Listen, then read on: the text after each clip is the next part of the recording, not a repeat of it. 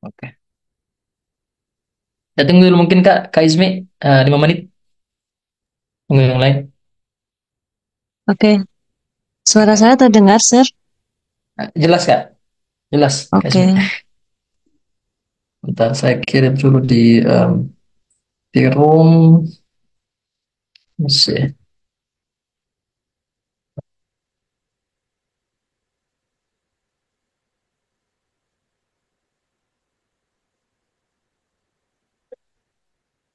Ya. Jadi yang mau ditampilkan cuma yang kemarin aja Kak, yang itu yang dikasih ke saya file itu.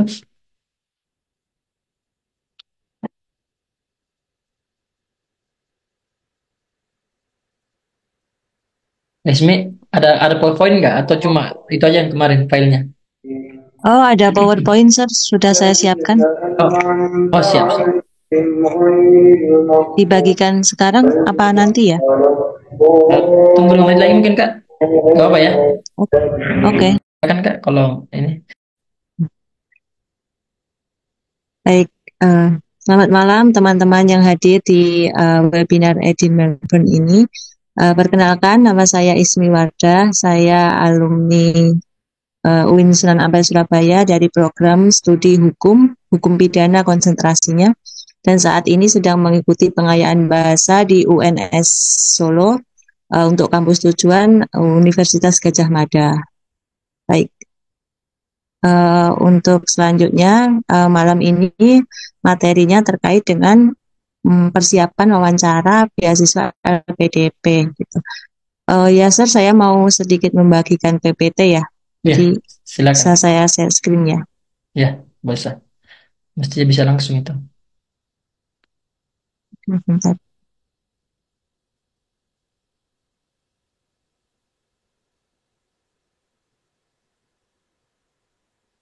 Hmm,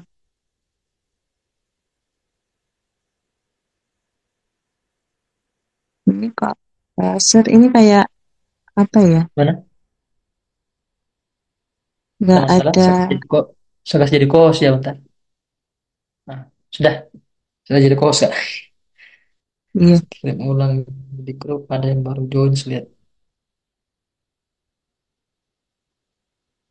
Hmm,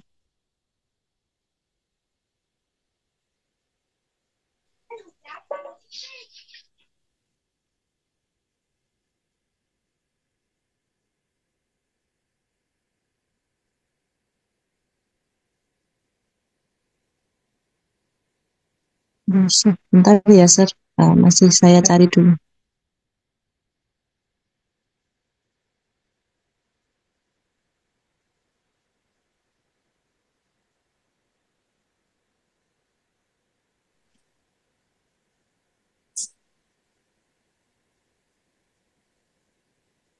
Sir, saya minta tolong kirim di WA-nya. Sir, gimana ya? Ini kok agak Boleh, boleh Kak. laptopnya. Boleh, boleh. Bentar saya kasih connect dulu boleh bisa kirim Kak. Jadi si Dona. Itu nasi goreng ya. Mana sini? Tidak dapat di sana, dapat kasih. Sini sini. Mana? Siapa? Ini ya tadi. kirim di chat juga bisa Kak. Kirim WA bisa, chat bisa.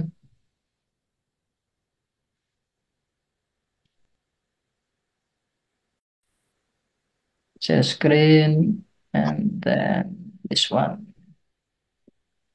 Oke. Nah, kelihatan share screen-nya, Kak Ismi?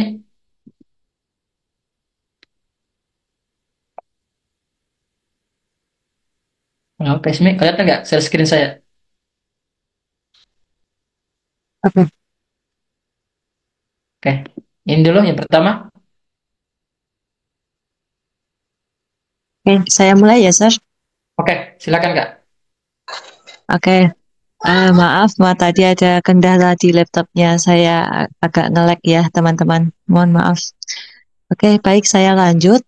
terkait dengan wawancara beasiswa LPDP kemarin, terdiri dari 3 panelis. Yang pertama dari pihak LPDP, yang kedua dari akademisi yang sesuai dengan prodi kita biasanya, dan yang ketiga terdiri dari psikolog.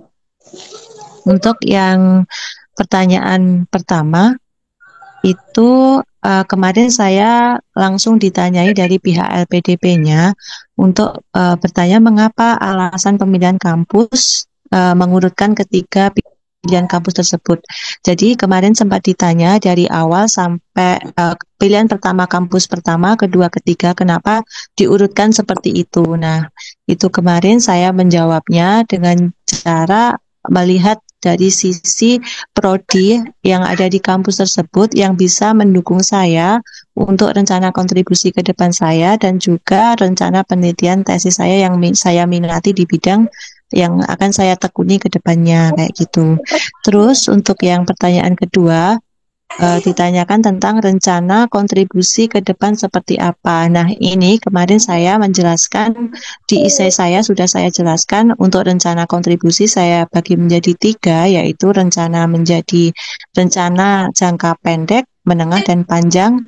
Nah, saat wawancara itu saya jelaskan poin-poin pentingnya, rencana jangka pendeknya seperti apa, rencana menengahnya seperti apa, dan rencana panjangnya seperti apa. Jadi, seharusnya atau tipsnya agar rencana jangka pendek, menengah, sama panjang itu sejalan atau memiliki background yang sama seperti itu. Jadi konkret gitu. Jadi karena saya dari hukum, maka kemarin rencana jangka saya juga terkait dengan permasalahan hukum yang harus segera ditangani seperti itu. Untuk yang ketiga, mengapa harus S2? Kak Ismi, sorry saya potong Kak Ismi. Sorry Kak. Iya. Soal saya jelas Kak Ismi. Gimana Kak? Soal saya jelas Kak Ismi. Susah karena sorry Kak, ada yang ribut. Ntar saya mute dulu. Loading juga punya saya. Sorry, begini Kak Ismi, tapi sesuaikan aja. Request saya kalau bisa Kak Ismi, kalau bisa nggak dijelaskan Kak Ismi kemarin rencana apa, cara menjawabnya gimana gitu kemarin. Jadi teman-teman dapat kalau bisa Kak ya, tapi sesuaikan aja. Sebetulnya mungkin ada hal-hal yang mungkin bersifat pribadi yang mungkin kurang Kak Ismi tidak mau share, tidak bisa share gitu ya. Juga ditahan-tahan aja. Tapi kalau misalkan bisa sebisa mungkin ya disampaikan bahwa dulu saya menjawabnya begini jawaban saya gitu. Jadi kasih tipsnya dulu kayak tadi sudah bagus banget Kak, bahwa dikasih jangka panjang, jangka menengah, dan jangka pendek. Dan kemudian Kak Ismi kasih contohnya, saya kemarin menjawabnya seperti ini misalkan. Oke. Kalau bisa Kak, jadi setiap pertanyaan seperti itu Kak. Tapi saya tetap sesuaikan, jangan sampai ada hal yang mungkin kurang ini ya. Kak Ismi tidak mau sampaikan secara luas gitu. Beda-beda. Oke, siap. Kembalikan. Siap. Ya, terima kasih, Sir. Nah, untuk cara menjawab pertanyaan yang pertama dulu, alasan pemilihan kampus, mengapa mengurutkan? Kemarin saya jelaskan alasan saya memilih, pertama saya pilih UGM karena ada mata kuliah dan profesornya yang sesuai dengan bidang saya yang akan tekuni saat penelitian maupun kontribusi saya ke depan. Jadi ilmu dari beliau-beliau inilah yang akan menjadi kelancaran saya saat berkontribusi. Jadi kemarin saya menjawab berdasarkan adanya profesor di bidang ahli yang akan saya tekuni. Di pilihan kedua saya memilih Undip karena kurang lebih sama, di Undip juga memiliki mata kuliah yang sama seperti di UGM kayak gitu, tapi lebih spesifiknya lebih unggul ada di UGM seperti itu. Terus pilihan ketiga saya juga Udayana karena mata kuliahnya sama-sama ada, hanya berbeda sedikit lah. Nah, tapi ada ketiga-tiganya itu mempunyai profesor yang relate sama bidang saya seperti itu. Jadi untuk pemilihan kampus saya rasa harus benar-benar memilih gitu ya, yang sesuai dengan bidang kalian apa, sama yang relate sama kontribusi ke depan seperti apa, yang benar-benar mendukung rencana kontribusi kalian semua. Untuk yang kedua, rencana kontribusi ke depan seperti apa? Nah, kemarin saya bagi menjadi 3, dari pendek, menengah, sama panjang. cara menjawabnya, contoh kalau di rencana jangka pendek nih, kemarin saya jawabnya saya selesaikan dulu S2 dengan baik, lalu saya sambil mengikuti kegiatan di luar perkuliahan seperti organisasi apa yang berkaitan dengan hukum seperti itu. Terus untuk rencana jangka menengahnya, saya ingin menjadi dosen praktisi, di mana saat ini saya seorang advokat, namun saya ingin memberikan ilmu saya praktek kepada mahasiswa atau kepada khalayak umum kayak gitu. Untuk rencana ke depannya, jangka panjang, setelah saya berhasil menjadi dosen praktisi dan mengamalkan ilmu saya ingin mendirikan sebuah lembaga bantuan hukum yang bisa memberikan manfaat secara langsung kepada masyarakat di sekitar saya, seperti itu. Terus untuk yang pertanyaan ketiga, mengapa harus S2? Itu kemarin saya mendapat pertanyaan ini karena saya sekarang profesinya adalah advokat. Jadi seperti kayak apa ya? Kan sekarang sudah advokat, kenapa harus S2? Padahal advokat saja S1 saja sudah cukup, kayak gitu. Jadi kemarin sempat ditanya itu dan saya menjawabnya karena saya ingin mengembangkan kapasitas diri saya. Selain menjadi advokat, saya ingin mengamalkan ilmu saya untuk menjadi dosen praktisi. Nah, syarat menjadi dosen harus minimal S2 seperti itu kemarin. Kuncinya di situ. Terus yang keempat, contoh analisis kasus. Nah, kalau ini kayaknya nggak semua dapat kayak gini ya nanti. Ini tergantung background pendidikan kita kayaknya. Karena saya dari praktisi, maka kemarin saya ditanyai terkait analisis kasus. Jadi saya diberikan contoh kasus dan bagaimana cara untuk menangani kasus tersebut dan permasalahannya apa. Contohnya kemarin ada kasus perlindungan perempuan dan anak di daerah saya dan saya menanganinya untuk mendampingi bantuan hukum. Nah, itu saya ditanyain terkait dengan cara analisis kasusnya seperti apa dan sampai mana saya membantunya kayak gitu. Itu sepertinya ini kalau yang dari hukum harus siap-siap juga ya untuk analisis kasus ini kayak gitu. Terus yang keempat, alasan tertarik dengan kasus tersebut. Nah, ini juga penting ditanyain. Pasti nanti ada pertanyaan seperti, mengapa kamu mau meneliti kasus tersebut? Padahal kasus tersebut sudah banyak nih yang neliti, terus apa bedanya sama orang lain kayak gitu. Biasanya dari panelis bertanya seperti itu. Kemarin saya menjawab perbedaannya karena ini sangat urgent di daerah saya dan kasus ini belum ada yang memberikan kontribusi secara nyata seperti itu. Jadi kemarin saya menjelaskan tertarik dengan kasus tersebut karena kasus ini di Tulungagung setiap setiap bulan bahkan itu naik kasus angka kekerasan terhadap anak dan perempuan. Jadi ini dasar saya. Jadi kemarin saya menyajikan data juga saat wawancara membuktikan kalau memang benar-benar di Tulungagung itu kasus ini butuh penyelesaian secara tepat gitu. Pastinya tujuannya berkaitan dengan Indonesia Emas 2045 untuk menyejahterakan perempuan dan anak harus menjadi generasi emas. Kalau anak tidak dilindungi secara hak dan hukumnya, takutnya tidak terjadi tidak berhasil di Indonesia mencapai Indonesia Emas kayak gitu. Jadi kemarin saya kait-kaitan dengan kayak gitu. Tipsnya kaitkan dengan kebutuhan di Indonesia yang akan mendatang kayak gitu. Terus yang keenam, mengapa harus diselesaikan? Ini juga saya kaitkan juga dengan tujuan bangsa Indonesia ke depan seperti apa. Karena LPDP ini kan uang rakyat ya, pasti kita dituntut untuk kembali ke rakyat dan berkontribusi secara langsung kepada rakyat. Jadi kemarin dari pertanyaan ini dan dari jawaban saya merasa bahwa pihak LPDP sedikit tertarik lah, intinya kayak gitu, tertarik sama kontribusi saya yang saat ini sudah saya terapkan kepada masyarakat di sekitar saya dan saya ingin lebih mengembangkan lebih jauh lagi dan lebih luas lagi agar bisa membantu masyarakat kalangan ke bawah yang membutuhkan bantuan hukum. Kurang lebih seperti itu. Ini langsung pertanyaan atau langsung saya jelaskan ketiganya, Sir? Kita selesaikan aja dulu Kak semuanya supaya ini. Oke. Ya. Nah, yang kedua dapat dari pertanyaan akademisi dari profesor hukum pada saat itu ditanyai yang pertama organisasi saat S1 ikut apa. Nah, pada saat itu saya S1 mengikuti kegiatan jurnalis di kampus. Jadi dan kebetulan profesor hukum ini juga panelisnya itu juga aktivis jurnalis juga di kampusnya zaman dulu. Jadi kita waktu itu jadi sharing tentang organisasi jurnalis kayak gitu. Jadi apa ya? Jadi kemarin tuh sempat ditanyain ini mengapa tertarik sama organisasi tersebut. Jadi organisasi di S1 kita itu juga ditanyain kenapa kita ikut organisasi. Terus kemarin saya menjawabnya karena saya ingin menjadi mahasiswa yang aktif dalam bidang apa ya lapangan sama penulisan. Karena di jurnalis itu kan ada dua ya, ada yang lapangan dan juga ada penulisan,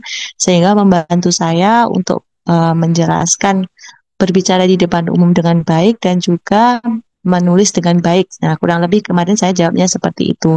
Terus ditanya juga posisi saya saat di organisasi tersebut sebagai apa gitu. Saya menjawab dengan di posisi saya sebagai divisi penerbitan. Jadi kemarin sama Prof yang akademisi ini kita berdiskusi tentang organisasi yang awalnya gitu. Terus dilanjut metode penelitian saya ke depannya pakai apa gitu. Terus saya menjawab dengan metode kualitatif dan saat itu juga langsung timbul pertanyaan lagi, sumber datanya dari mana saja. Nah, itu kalian harus benar-benar menyiapkan metode ini sama rencana tesis ke depan, topiknya apa itu juga harus disiapkan ya, agar kita itu kayak sudah benar-benar matang gitu loh. Kalau kita itu benar-benar serius, kalau kita itu mau benar-benar S2 dan mau benar-benar mau mengabdi pada masyarakat kayak gitu. Jadi kemarin ditanya, saya kebetulan mendapat pertanyaan yang detail terkait rencana penelitian, pakai metode apa, sumbernya dari mana, lalu apa ya, kayak nanti datanya dari mana saja, kayak gitu itu kayak detail sekali. Nah, kebetulan saya pakai metode kualitatif. Kemarin saya menjawab sumber datanya selain dari buku, saya juga analisis pada putusan-putusan pengadilan, serta saya akan bertanya langsung kepada aparat penegak hukum, dimulai dari kepolisian hingga pada majelis hakim. Jadi kurang lebih kemarin saya menjawab detailnya seperti itu. Lalu yang keenam, mengapa tertarik meneliti hal tersebut? Ini berkaitan dengan yang akan kita lakukan pada rencana kontribusi ke depan. Jadi pertanyaan ini sebenarnya sudah ditanyakan di pihak LPDP-nya di sesi pertama. Sepertinya mereka juga ingin menguji konsistensi kita dalam menjawab apakah sama di pertanyaan dari LPDP sama akademis ini. Jadi usahakan kalian harus konsisten menjawab dari pertanyaan panelis satu sama panelis lainnya. Jadi kemarin saya juga tetap pada kekeh penelitian saya tertarik karena saya ingin menyelesaikan permasalahan yang ada di sekitar saya dan ini memang benar-benar harus segera diselesaikan. Kalau tidak akan berujung seperti banyak kejahatan yang melibatkan korbannya perempuan dan anak dan takutnya nanti bisa merusak generasi penerus bangsa seperti itu. Terus yang ketujuh, mengapa memilih kampus nomor 1 sebagai tujuan kampus utama? Ini juga sama seperti di panelis LPDP yang bertanya di awal. Jadi mereka memang benar-benar menguji konsistensi kita dalam menjawab. Saya jawab lagi sama seperti menjawab saat panelis LPDP bertanya.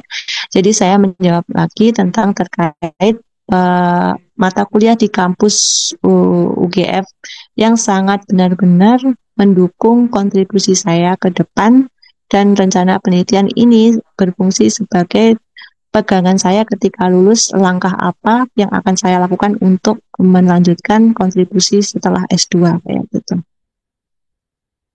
Bisa lanjut, Sir? Nah, yang dari pertanyaan 3 psikolog, kebetulan juga kemarin psikolog yang saya dapat adalah psikolog forensik yang menangani kasus-kasus korban tindak pidana. Jadi banyak diskusinya juga kemarin.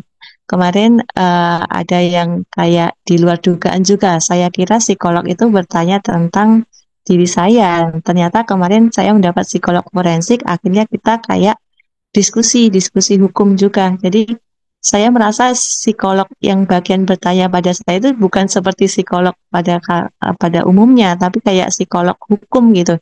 Jadi yang ditanyain tentang terkait korban perempuannya dari sisi perspektif korban anaknya kayak gitu. Jadi sempat ditembak pertanyaan juga. Itu termasuk masuk ilmu apa, terus dalam pendampingannya teori apa, sempat ditanya seperti itu secara tiba-tiba. Tapi karena ini menjadi sebelumnya sudah jadi bidang saya, jadi saya juga langsung jawab gitu. Jadi nggak ada jeda untuk memikirkan gitu, langsung saya jawab gitu. Terus yang pertama ditanya tentang titik terendah dalam hidup. Nah, jadi kemarin saya menjawabnya yang berkaitan dengan perjuangan saya untuk mendapatkan LPDP.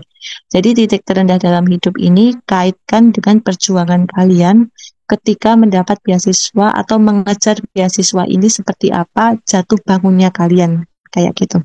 Jadi intinya titik terendah dalam hidup seperti itu ya. Kuncinya kaitkan dengan perjuangan kalian mendapat beasiswa LPDP atau mengejar beasiswa ini seperti apa kayak gitu perjuangannya gitu. Terus yang kedua, cara mengatasi kelemahan diri. Ini kemarin saya juga ditanya karena saya menulis di kelemahan diri saya, salah satunya saya kadang mudah panik gitu. Nah, kemarin akhirnya jadi bumerang juga bagi saya. Kemarin ditanyain juga. Terus kalau mbaknya gampang panik, bagaimana cara menangani atau bagaimana cara menangani klien yang datang misalnya ada anak-anak atau perempuan yang yang kayak butuh bantuan. Nah, mereka panik. Nah, bagaimana mbaknya bisa menangani agar diri mbak itu nggak panik kayak gitu. Terus saya menjawab dengan saya menjawabnya dengan cara saya menenangkan diri terlebih dahulu. Saya memberikan kayak pemahaman positif pada diri saya sendiri dulu sebelum saya memberikan ketenangan pada orang lain kayak gitu. Jadi agar orang lain tuh juga merasa tenang pada saat cerita atau mengadukan permasalahannya pada saya kayak gitu. Jadi disiapkan juga jawaban kelemahan diri yang sudah kalian tulis di esai ya. Jadi kalau bisa ini kalian kuasai benar-benar karena ini kelemahan diri ini jadi bumerang kita saat wawancara. Karena kebanyakan mereka panelis bertanya bagaimana cara menangani, terus pasti nanti ditanya lah kelemahan diri itu pasti nanti ditanya. Jadi sebisa mungkin persiapkan jawaban yang matang yang sudah kalian tulis di esai kalian gitu. Untuk yang ketiga, nah sama karena dari psikolog forensik juga, jadi kemarin saya juga ditanya terkait analisis kasus permasalahan juga. Nah ini kemarin juga terkait dengan perempuan dan anak, kebetulan ibunya juga menangani berbagai masalah kasus perempuan dan anak juga.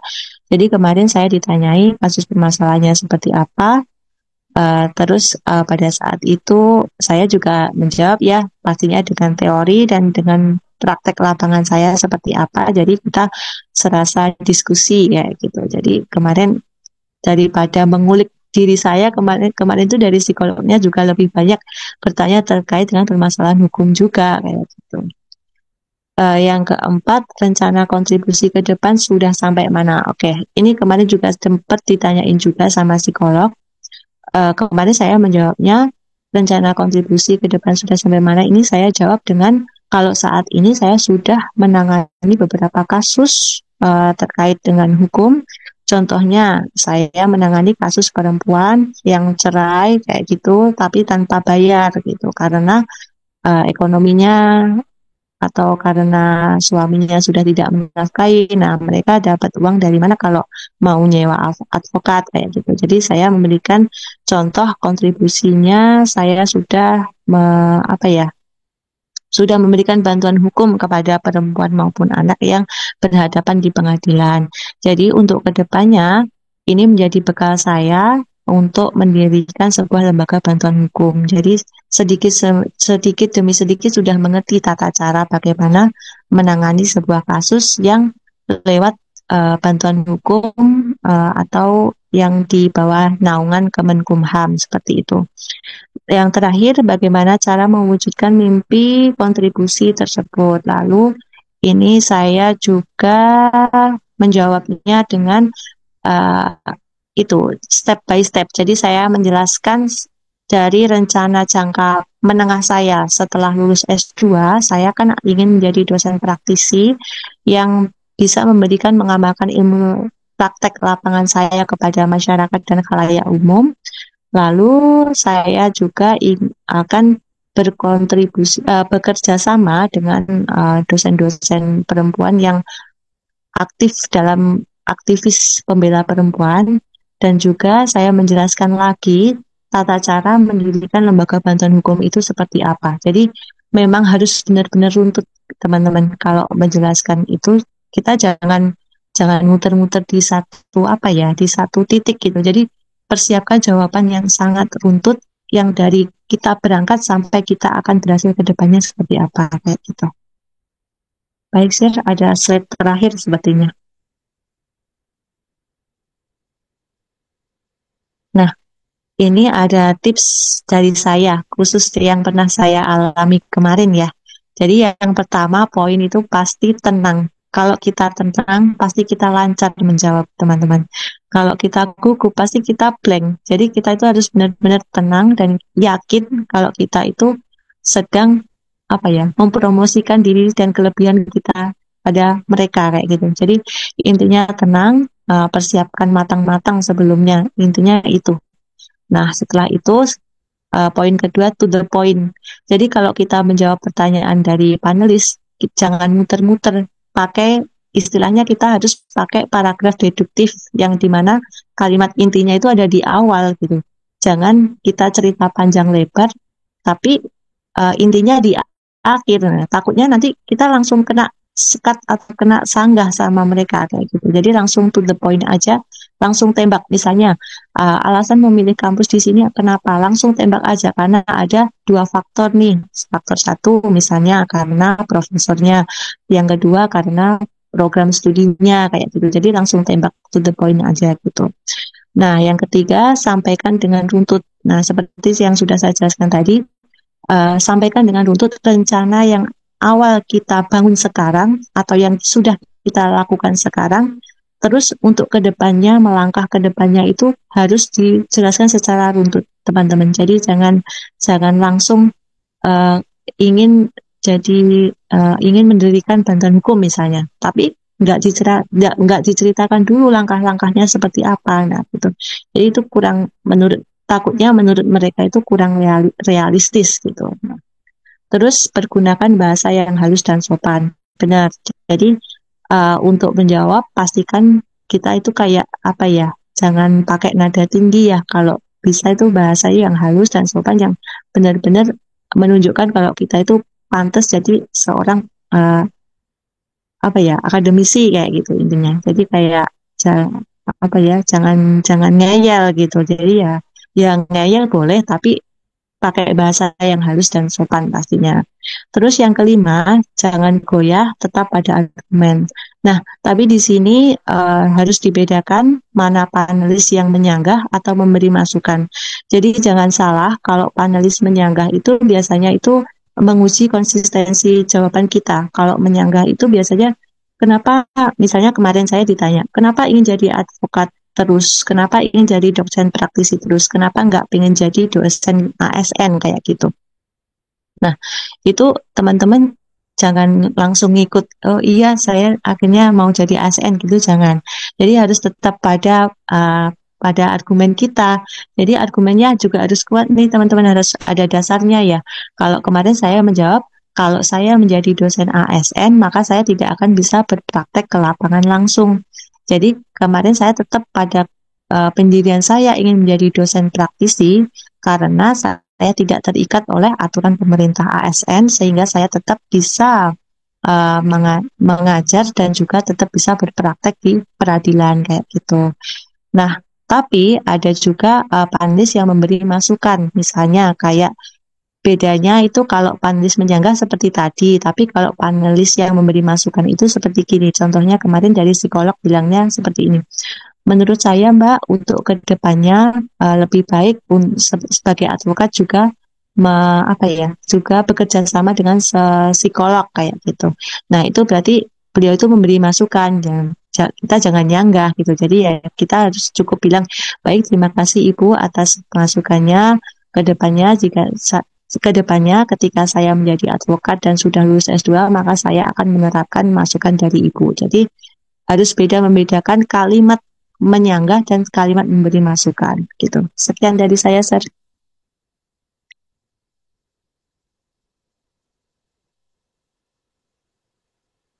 Oke, mantul soalnya. Oke, soal saya jelas ya didengar ya. Si-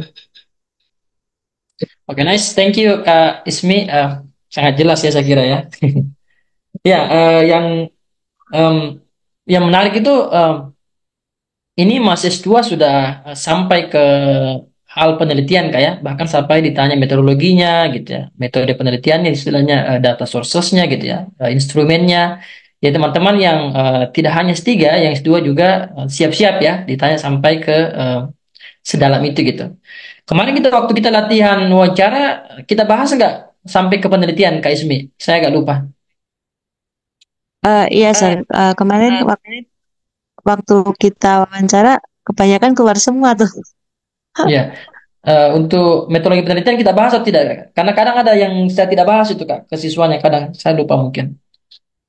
Untuk metode penelitian kemarin sempat kita bahas kok, sempat. Berarti aman Kak ya. Berarti nanti teman-teman yang S2 siapkan juga ya semuanya, ya. Itu dicatat itu. Kemudian juga sampai ke teori juga ditanya ya. Ya teman-teman juga harus kuat di teori ya, istilah-istilah gitu. Siapkan istilah-istilahnya tapi tetap ini ya, pikir juga, sesuaikan siapa yang bertanya. Kalau misalkan yang sesama akademisi sesuai jurusan kita ya, bisa pakai teori-teori yang mungkin memang sesuai dengan bidang kita gitu.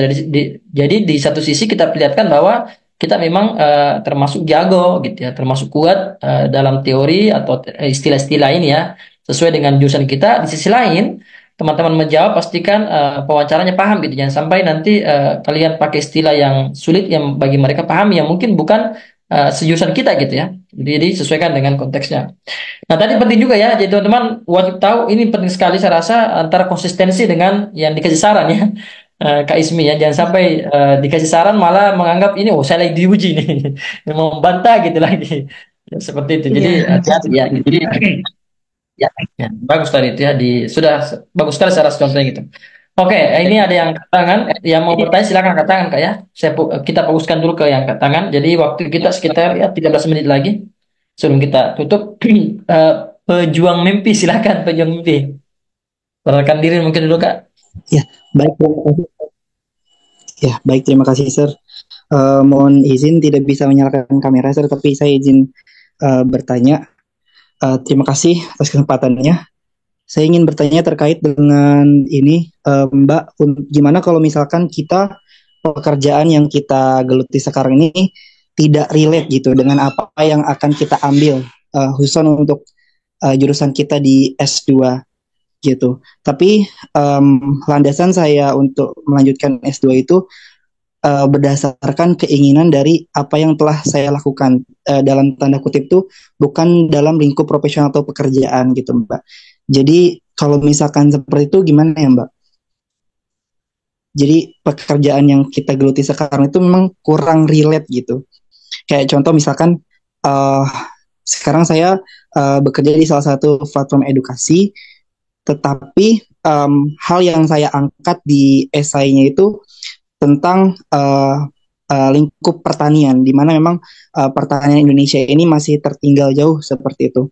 Dan memang tujuan saya untuk S2 itu adalah untuk menjadi seorang dosen. Ini masih relate sebenarnya sama bidang pendidikan gitu. Cuma yang saya khawatirkan dari sisi praktisinya itu saya kurang gitu untuk terjun secara langsung di bidang pertaniannya gitu. Mungkin seperti itu. Wait, sebelum Kak Ismi jawab, saya mau perjelas dulu. Jadi satunya kemarin apa? Agroteknologi, Sir. Agroteknologi kan pertanian memang kan? Ya, betul. Cuma memang pekerjaan saat ini di bidang yang lain gitu, tidak di bidang pertanian. Tapi nanti ke depan mau kembali di dosen ya gitu di pertanian ya. Ya, itu karena memang didasarkan kepada apa yang telah saya lakukan dalam tanda kutip mungkin pengabdian. Saya sering mungkin isi seminar-seminar yang memang melibatkan orang banyak di depan. Jadi kayak suka aja gitu Sir untuk menyampaikan sesuatu seperti itu. Dan memang cukup interest juga gitu di bidang pertanian gitu Sir. Tapi memang mungkin karena rezekinya memang belum gitu ya untuk bekerja di bidang pertanian. Jadi seperti itu saya masih bingung Sir untuk Lulus S1-nya kapan? Lulus S1-nya tahun 2022, Sir. Berarti sudah 2 tahun ya? 1 tahun lebih ya? Iya, Sir. Dan ini baru daftar LPDP atau gimana? Sudah pernah daftar juga beasiswa yang lainnya gitu, Sir. Untuk LPDP-nya? Untuk LPDP-nya baru tahun ini. Oke. Kak Ismi mau jawab dulu?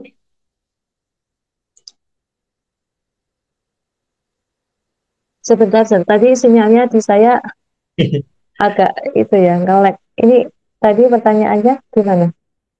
Saya ulang. Iya, gimana? Ya, jadi gini, Mbak. Jadi gini Mbak, terkait dengan tadi kan Mbak menjelaskan tentang relate ya antara yang Mbak lakukan pekerjaan Mbak dengan apa yang mau diambil di S2 gitu. Nah, pertanyaan saya karena memang di sini tujuan dari program studi yang saya ambil itu memang berbeda banget dengan pekerjaan yang saya lakukan sekarang seperti itu. Nah, tapi motivasi saya untuk lanjut S2 itu memang didasarkan kepada kegiatan-kegiatan yang saya telah lakukan gitu. Kayak contoh misalkan saya mengikuti volunteer gitu, pembinaan desa ataupun tergabung dalam kelompok tani tapi di perkotaan seperti itu. Jadi memang sangat memotivasi gitu. Cuma memang kalau dalam segi profesional side-nya atau pekerjaan itu kurang begitu relate gitu, Mbak. Jadi mungkin agak overthinking. Kira-kira gimana ya Mbak untuk mengatasi hal tersebut? Gitu ya. Jadi sebenarnya jurusannya Mas ini nggak sesuai dengan pekerjaannya sekarang, kurang lebih kayak gitu ya? Ya, betul. Gitu. Terus untuk mendaftar S2-nya, Masnya ingin lebih ke jurusan yang sesuai S1-nya atau sesuai pekerjaannya saat ini? Sesuai dengan jurusan S1, tapi untuk future karirnya itu relate sih sama pekerjaan sekarang. Tetapi kalau masalah yang diangkat di esainya itu malah yang membuat saya overthinking gitu. Jadi kurang banget untuk profesional di lapangannya seperti itu. Oke, jadi sebenarnya ada juga sih beberapa teman yang di jurusan S1-nya itu dia tidak bekerja sesuai dengan jurusan S1-nya kayak gitu. Namun mereka juga sejauh ini yang sudah saya kenal beberapa teman itu mereka akhirnya menyesuaikan, ada yang menyesuaikan bidangnya di S1 dan juga ada yang menyesuaikan lintas jurusan yang meneruskan sesuai pekerjaannya. Jadi intinya seberapa kuat argumen kita dan seberapa kuat seberapa kuat permasalahan itu harus segera kita tangani seperti itu. Jadi intinya bisa-bisa saja sebenarnya, cuman tergantung kitanya bagaimana cara membuat sebuah permasalahan itu atau urgensi itu dikemas menjadi baik dan agar ibaratnya jualan kita itu laku kayak gitu, dibeli sama mereka, sama panelis kayak gitu. Jadi pinter-pinternya kita mencari urgensi yang sedang terjadi dan itu relate sama kebutuhan bangsa Indonesia kayak gitu.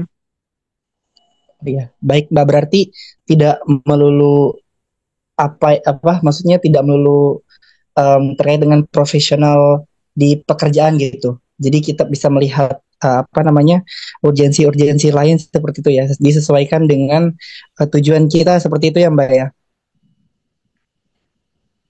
Iya, benar. Jadi kalau untuk saya memang kebetulan kemarin saya sesuai dengan profesi saya ya. Jadi kemarin saya dikerjanya terkait dengan profesi saya gitu. Kalau untuk yang beda jurusan, sepengetahuan saya mereka ada kok yang pekerjaannya nggak sesuai dengan S1 dan mereka akhirnya untuk lintas jurusan. Tapi memang urgensinya memang harus benar-benar segera diselesaikan dan kalau tidak sekolah kalau tidak lanjut S2 memang belum bisa berkontribusi untuk mewujudkan mimpinya kayak gitu. Baik, terima kasih banyak Mbak. Ya. Oke, thank you guys. Ini lanjut ke Pak Sunarno, silakan Pak. Terima kasih, Sir. Suara saya terdengar jelas nggak ya? Jelas banget. Oke, terima kasih Mbak Ismi kesempatannya. Izin langsung saja, Sir, Mbak Ismi, terkait dengan teori tadi. Kemarin waktu saya membuat proposal riset maupun esai itu, teorinya sangat terbatas sekali, sangat jarang, karena saya mengambil kebijakan publik terkait dengan hibah luar negeri yang diterima pemerintah Indonesia. Kemudian saya sudah konsultasi juga dengan pimpinan di kantor, memang ini kayak barang baru gitu, di negara lain juga sangat jarang ditemukan. Nah, pertanyaan saya, gimana menyikapi nanti kalau pertanyaannya dari eksaminer itu terkait dengan teorinya belum ada, gimana ya Mbak Ismi ya? Sir ya, seperti itu sih. Saya sih mau jawab dulu.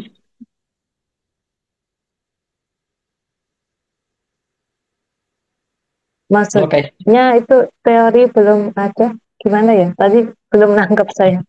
Iya, jadi kayak jurnal-jurnal itu memang belum hampir cuma ketemu satu saja gitu dari sekian jurnal-jurnal yang saya coba searching di internet ya terkait dengan tapi dengan landasan teori mengambil kebijakan terkait dengan administrasi hibah luar negeri di Indonesia gitu sih Mbak. Gitu ya. Mungkin Jadi penelitian saya kemarin dulu. Oke. Wait, Pak Sunarno, Kang Sunarno. Ini bidang apa Kak? Pak, jurusannya? Iya, administrasi kebijakan publik, Mas. Administrasi publik, kemudian menyebutkan menulis teori di esainya ya? Iya, betul sekali. Nah, terus pertanyaan saya, kenapa teori teori itu ada di esainya gitu? Dari mana dapat? Iya. Saya sebenarnya teorinya itu justru ngambil dari peraturan-peraturan yang ada itu. Saya nggak sama sekali nggak dapat teori yang sifatnya kayak ngambil dari jurnal itu hampir nggak ada di negara-negara lain gitu loh. Saya takutnya ditanya ini teorinya sudah dipakai di negara mana gitu kan. Terus dasarnya apa? Saya nggak ada dasar. Dasarnya cuma peraturan yang ada di Indonesia gitu aja sih. Teori Jadi, itu kan diambil dari secara umum ya bisa dikatakan diambil dari penelitian-penelitian terdahulu begitu nah Pak. itu nggak ketemu, Sir, nggak ketemu sama sekali. Mas juga konsultasi juga ke teman-teman senior di kantor. Memang ini barang baru di Indonesia ya. Jadi memang teorinya itu nggak ada, harusnya kan ada kayak semacam best practice gitu ya di luar negeri. Siapa yang pakai? Tapi nggak ketemu juga itu, Mas. Teori itu harus ada landasannya, harus ada ahlinya, ini ya. Dan teori itu sebenarnya tidak em, kadang juga dia digabung dari beberapa teori gitu. Ada satu hal yang saya lihat ini entah ini sebuah kelebihan kita atau mungkin sebuah kekurangan negeri kita, tapi kadang yang saya lihat karena kurang baca saja gitu. Jadi misalkan kemarin ada teman saya yang mau daftar S3 juga. eh, Dia kirim penelitian yang dia kayaknya kerjasama dengan dosen lain gitu, dosen senior. Dia kirim, dia tulis teori gitu dalam. Katanya ini teori dia buat gitu. Saya bilang ini teori istilahnya saja yang kamu buat. Tapi saya sudah baca banyak teori tentang ini gitu.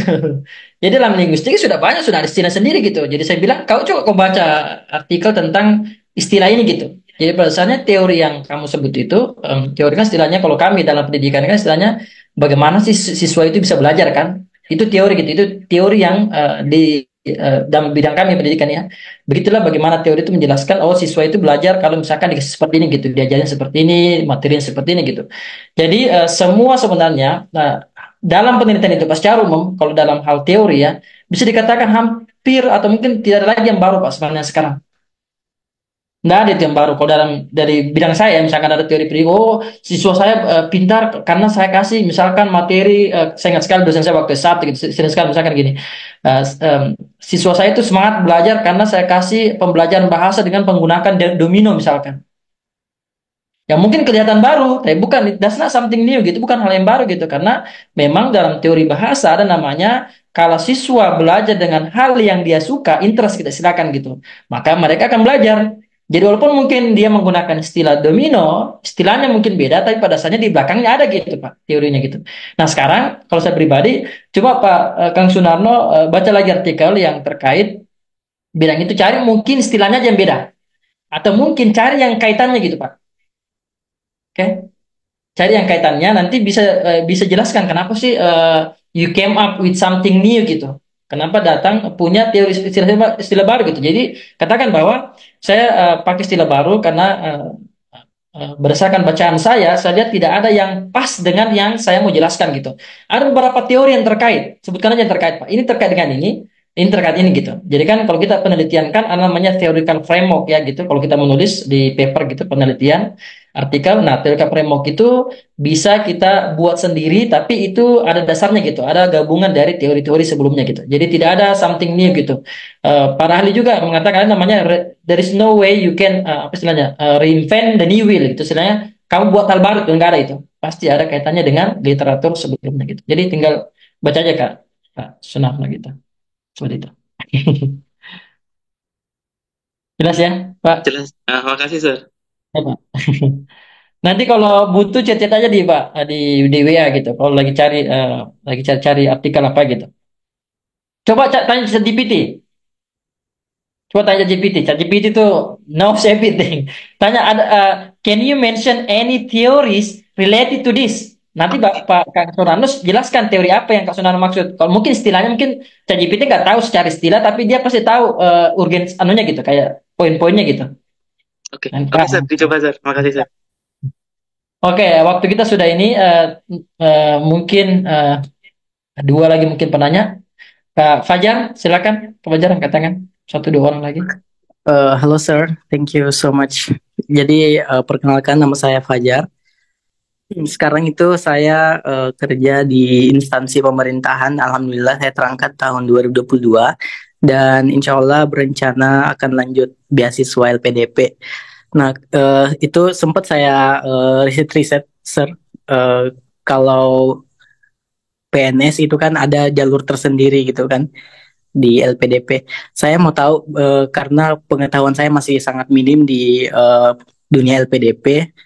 Saya mau tanya apakah di apa namanya pendaftar khusus PNS itu apakah ada juga pertanyaan terkait yang telah dijelaskan oleh narasumber tadi Kak Ismi itu, atau misalnya ada sedikit pengetahuan Sir mengenai proses interview ke depannya yang berhubungan dengan jalur PNS itu gitu, karena yang saya dengarkan tadi kan itu secara umum ya Sir. Jadi saya ingin sedikit tahu saja mengenai jalur khusus ASN atau TNI Polri gitu. Kayak gitu Sir. Thank you. Esmi ada pengalaman? Kebetulan saya ada teman juga ya yang dari jalur targeted PNS, dan saya juga bertanya proses seleksi substansi wawancaranya seperti apa, dan saya rasa hampir mirip dengan saya pertanyaannya ya seperti itu kurang lebih. Jadi nggak ada perbedaan khusus, pertanyaan PNS beda sama yang jalur lain tuh nggak ada. Jadi kurang lebih sama. Pasti yang ditanya itu terkait dengan kontribusi kita ke depan dan mengapa kita harus bersedia seperti itu. Oh ya, maaf sedikit saya mau tambah lagi sedikit Kak. Berhubungan dengan kontribusi ke depannya itu kan saya sekarang kerja sebagai pengelola pengadaan barang jasa di instansi pemerintah, dan yang kita hadapi tiap hari itu bukan masyarakat umum Kak. Jadi kita yang hadapi tiap hari itu adalah pegawai dari beberapa dinas misalnya. Jadi kalau mereka misalnya ingin mengadakan atau belanja modal misalnya di kantornya, mereka membawa berkas ke kantor saya gitu. Jadi kita nggak ada interaksi sama sekali di pelayanan publik misalnya, nggak seperti kayak pelayanan KTP atau SIM kayak gitu kan. Kalau kami ini nggak kayak, kalau bisa dibilang lah belum, nggak ada sama sekali kita berinteraksi dengan masyarakat. Nah, apakah ada tips dan trik gitu ataupun pengalaman yang harus kita yang mengarah kepada saya gitu. Kalau misalnya nanti ditanya apa kontribusimu ke depan gitu. Sementara yang terjadi di lapangan sesungguhnya itu kita nggak ada sama sekali relate dengan masyarakat gitu. Dan iya. Sorry, Iya, Kak. pegawai yang datang, sorry Kak, saya interupsi. Pegawai yang datang itu pegawai dari mana saja gitu Kak? Dari berbagai dinas Kak. Tapi yang kalau misalnya saya kan sekarang di Kabupaten Baru Kak. Itu di kabupaten itu kan ada berbagai dinas, misalnya dari dinas pendidikan, dari dinas PU misalnya. Itu kalau misalnya mereka mau melakukan belanja gitu ataupun pembelian barang di dinasnya, itu mereka membawa berkas ke bagian pengadaan barang jasa untuk diproses gitu. Jadi Ah, kami memproses berkas mereka agar mereka bisa melakukan transaksi ataupun belanja gitu.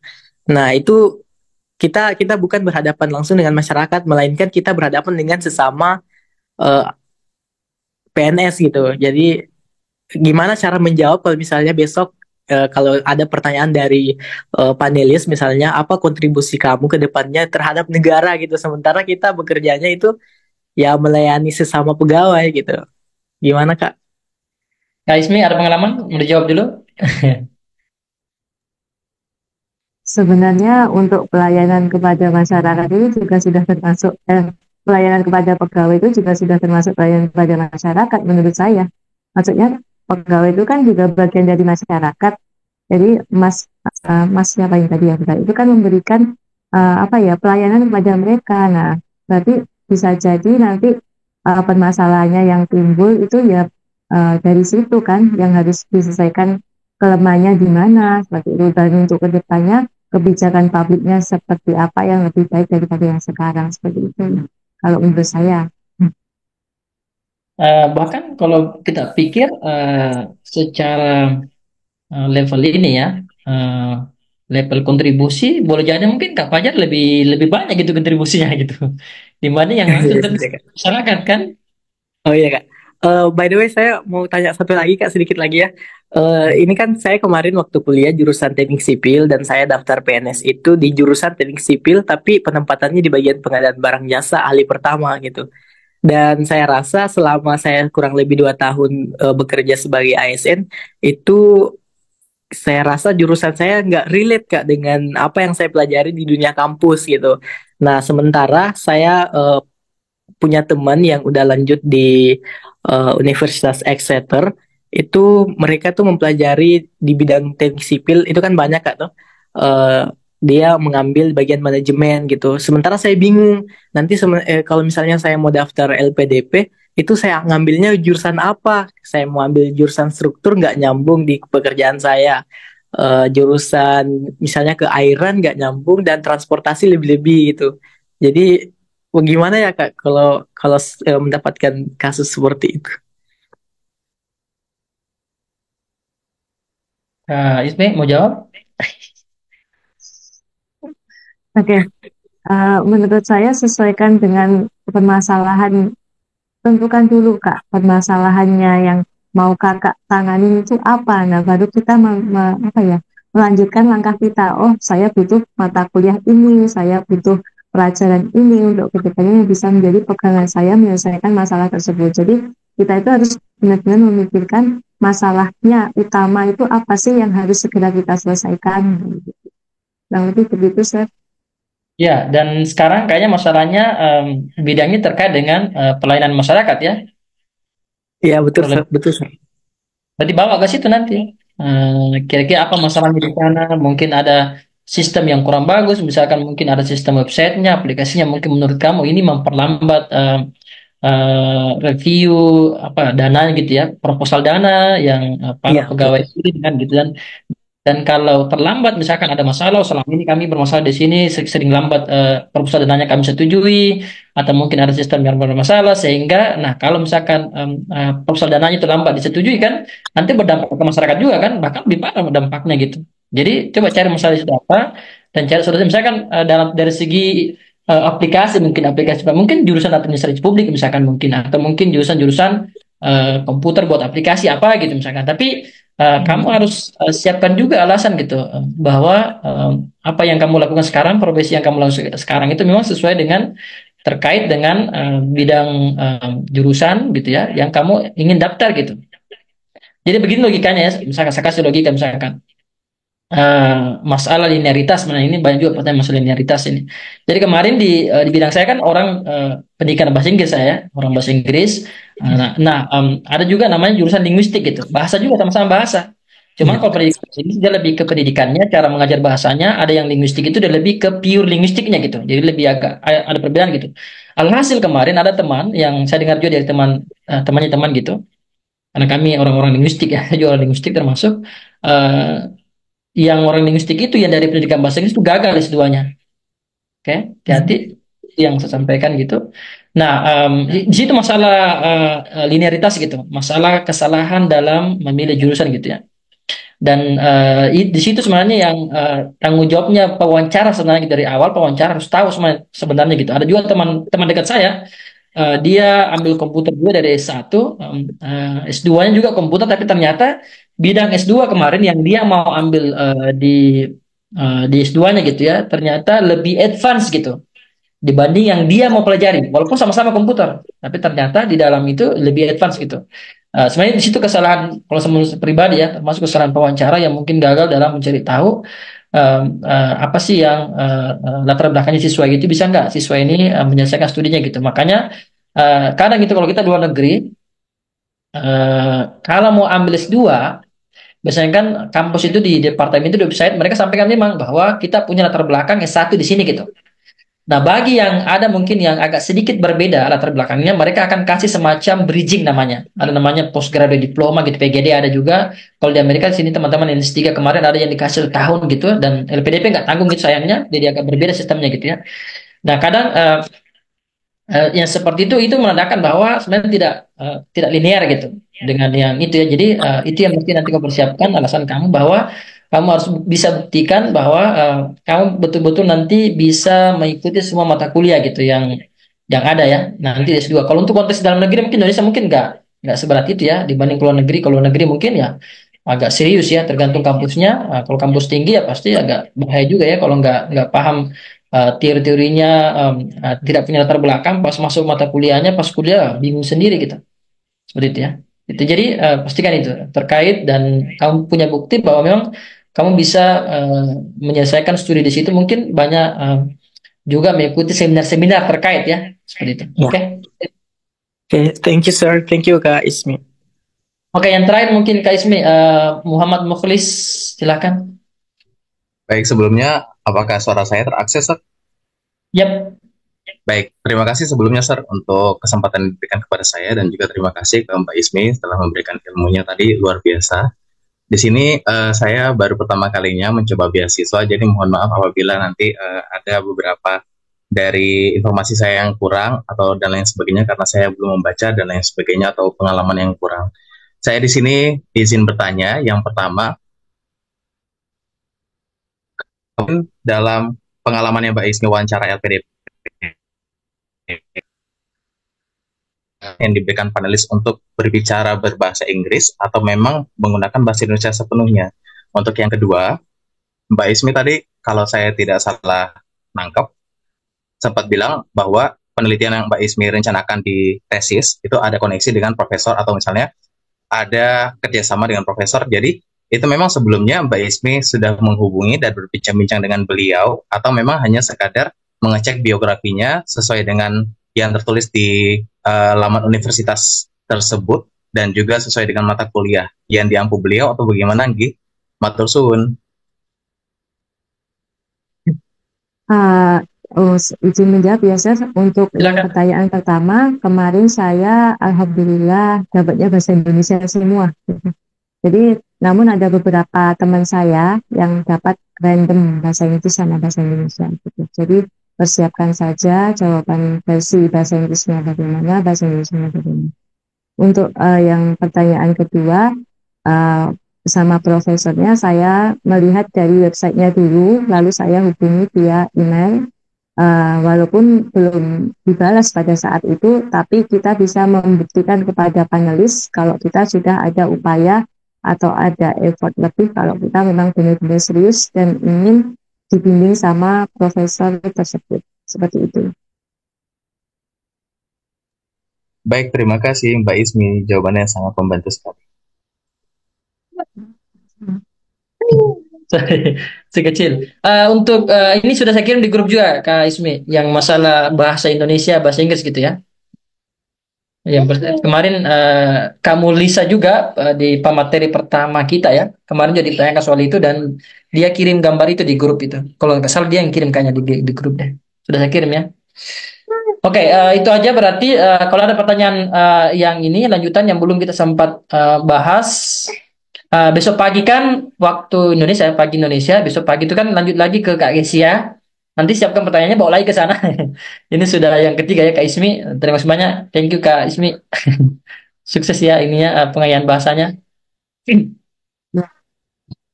Oke, jadi gitu ya. Ya, thank you. Jadi ingat ya teman-teman yang kita lanjut jam 9 jam 9 ya besok ya. Nggak salah. Jam berapa besok? Jam 9 Sir. Pagi. Ya, betul. 9 pagi ya waktu Jakarta, WIB ya. Berarti jam 10 waktu Sulawesi. Oke. Oke, thank you semuanya and see you tomorrow. Assalamualaikum warahmatullahi wabarakatuh. Oke, thank you guys. Waalaikumsalam warahmatullahi wabarakatuh. Thank